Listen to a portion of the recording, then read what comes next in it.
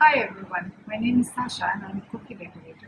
In this video, I will share a few simple techniques that will hopefully help you decorate some awesome looking cookies this Halloween. So let's get started. Hi, let's get started. For this cookie project, we're going to need a few things. I'm trying to keep it as simple as I can.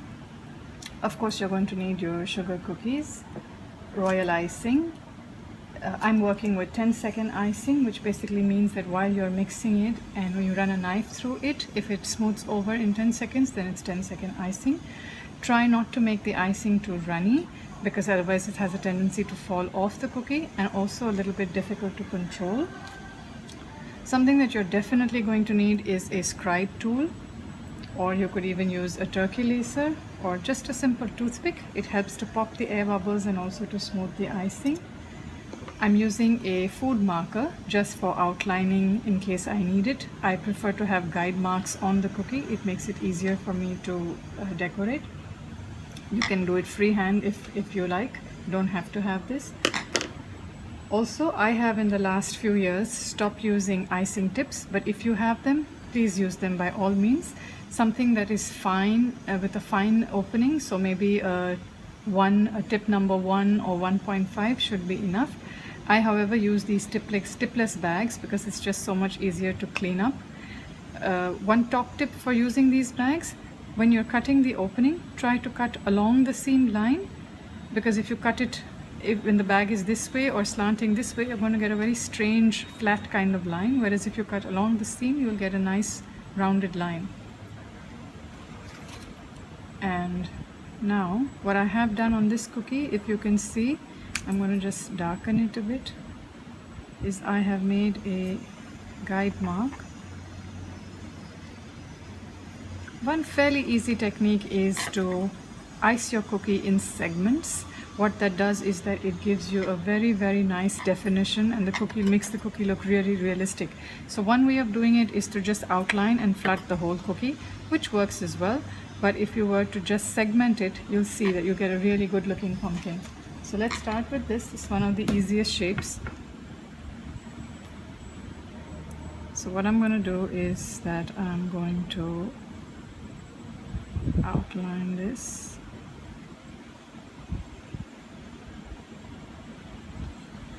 And then I'm going to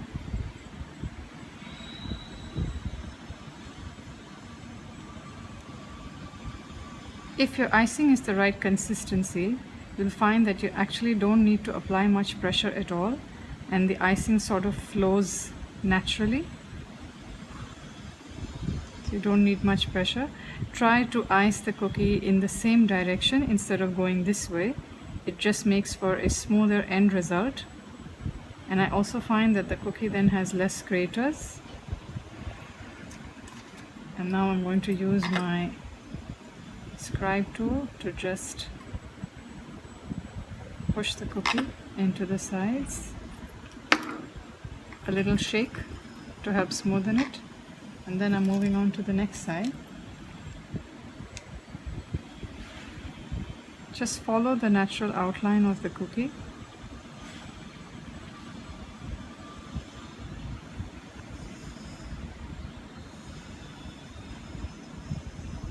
You could flood it this way if it's easier. So long as it's in the same direction, it doesn't matter.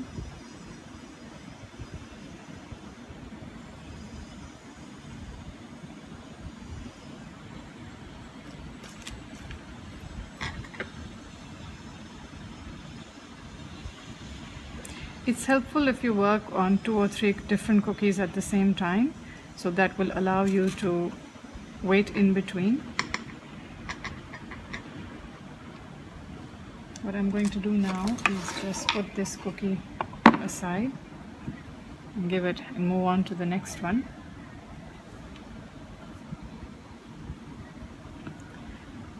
While we wait for that cookie to dry, I'm going to show you another technique which allows to create again some kind of dimension in the cookie. I'm using a spatula. You could just use a simple knife or a dough scraper or anything that you might have in the kitchen. And this icing is a 20-second icing, quite thick, and I'm just going to put it on the back of this spatula and then just smooth it over the cookie. You need an extremely thin layer. Doesn't have to be in any particular shape or direction.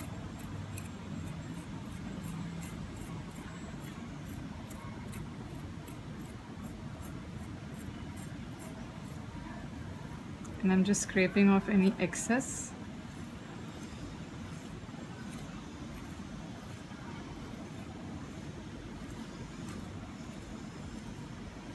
There. And now we're going to put this aside to dry for just a couple of minutes. And in the meantime, we can move on to our next pumpkin.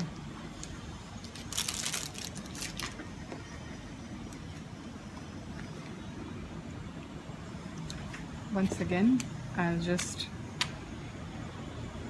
making the guide marks.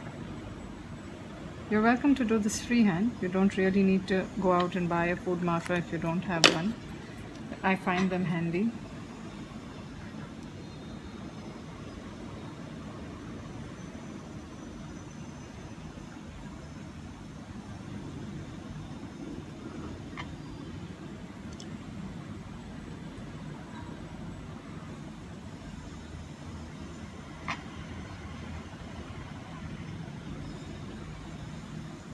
You'll see that the icing, there's really not much pressure that I'm putting on the bag, and the icing is kind of flowing naturally.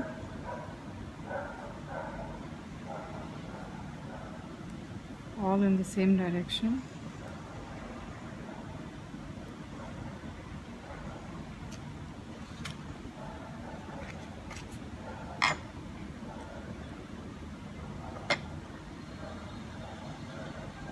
Outlining the cookie is really helpful because it sort of creates a dam to prevent the icing from running over.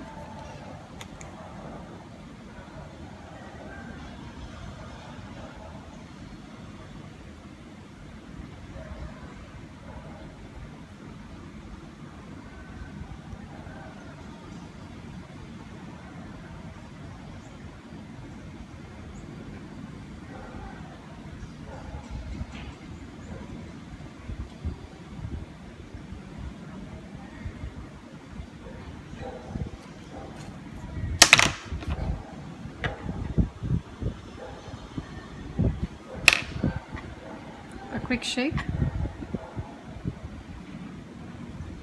Now I'm just going to check this icing. Yes, it's almost dry, so we can start. You'll see that this is a fun technique for some very nice definition.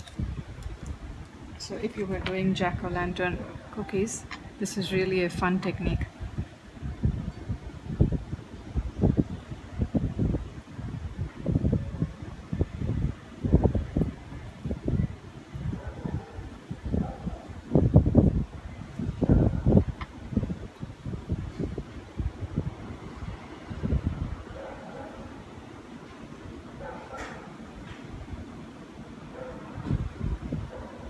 To create these eyes, I'm using 15-second icing. You'll see that I have the same icing color in two bags with a different consistency. So this one is about 10 seconds and this one is 15 seconds, roughly 15 seconds.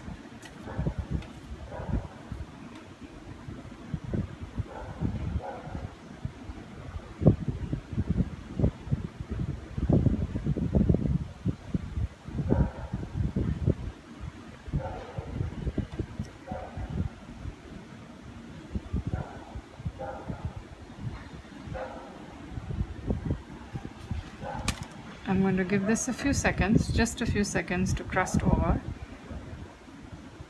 Actually, a little more than a few seconds. I'm going to come back. In the meantime, I'm going to move on to the next shape.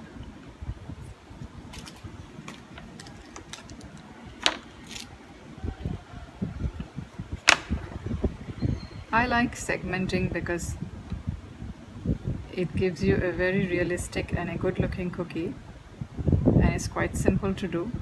You just need a little bit of patience, that's all.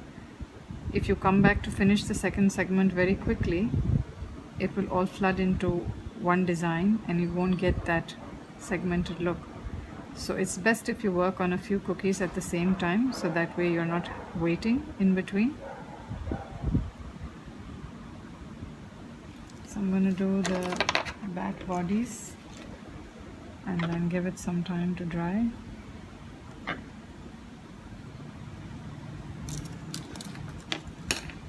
A little shake, and I'm going to put it aside and do the next bat.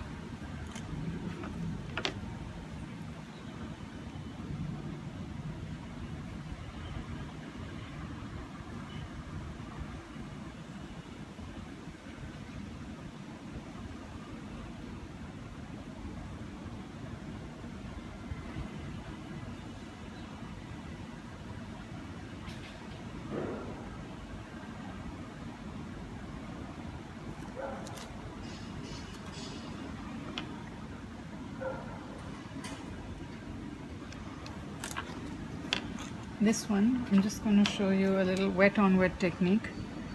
So while the icing is still wet, I'm going to pipe a few dots on his body, and then I'm going to use my turkey lacer and just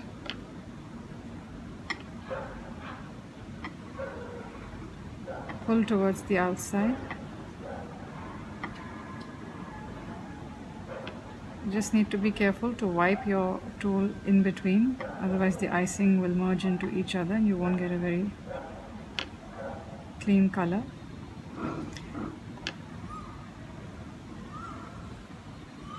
This is a classic marbling technique and a great decorating tool if you are working with kids. Kids love it and sometimes can be so creative. So there. All you need to do is make sure that your icing is 10 seconds. If it's any thicker, it's not going to work. And that when you're doing the design, you need to make sure that you keep cleaning in between, else the purple will get into the orange and you'll have a very mixed, mushy kind of bat body. But there you go. Now I'm going to move on to this one.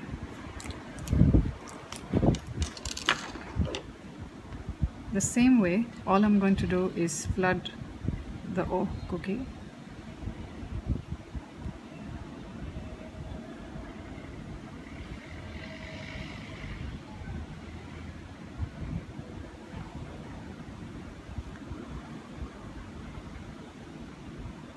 Go around the outline one more time.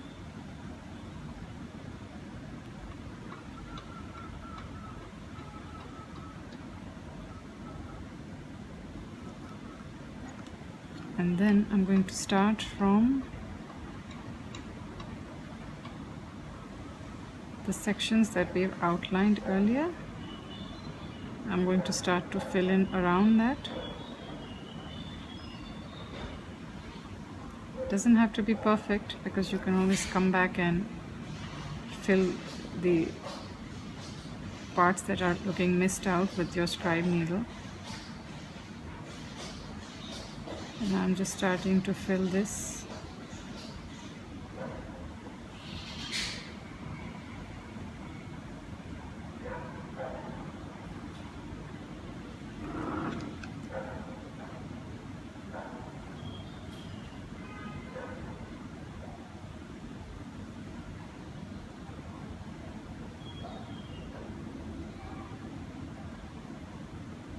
When you're using this particular technique with the color at the bottom, try not to run the scribe tool right at the edge. Don't scrape the bottom of the cookie, else you're going to get the color from the base running into the top. So it's important that you just very gently ease the scribe needle just to make sure that the icing smooths over and that you're able to pop any air bubbles on the surface. I'm also going to very gently, if you can see the corners could use a little bit of help, so I'm just going to ease the icing into the gaps. But again, I'm not touching the bottom of the cookie, it's just the top. And there you go. So this creates a really nice definition. There's a hollow. You could even use, when the base icing is wet, you could even use black sanding sugar or edible glitter or anything. And with the same technique, come back and then ice the top of the cookie. So this would create that dimension. And now I'm going to go back and finish these pumpkins.